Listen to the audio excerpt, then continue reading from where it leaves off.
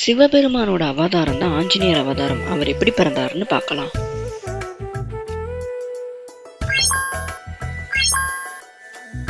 குஞ்சனன்ற மன்னன் தனக்கு ஆண் குழந்தை வேணும்னு சிவனை நோக்கி தவம் இருக்காரு. ஆனா அவரோட கர்ம பலன்படி அவருக்கு ஆண் குழந்தை கிடையாதுன்னு ஒரு அழகான பெண் குழந்தை பிறக்கும்னு அவங்க மூலியமா பேரனா நானே பிறப்பேன்னு சிவபெருமான் வரம் கொடுக்குறாரு. அதே மாதிரி அவருக்கு ஒரு அழகான பெண் குழந்தை பிறக்குது. அவங்க தான் அஞ்சனை. அஞ்சனைக்கும் கேசரி வானர தலைவனுக்கும் திருமணம் செஞ்சு வைக்கிறாங்க. கேசரி மிகவும் பலசாலி, நினைச்ச நேரத்துல நினைச்ச உருவத்தை எடுக்கக்கூடிய சக்தி படைச்சவர். அவங்களுக்கு ரொம்ப காலமா குழந்தையே பிறக்கல. அதனால சிவபெருமானை வேண்டி தவம் இருக்கிறாங்க அஞ்சனை. தவத்தின் பலனா சிவபெருமானே ஆஞ்சநேயர் ரூபத்துல பிறக்கிறாரு.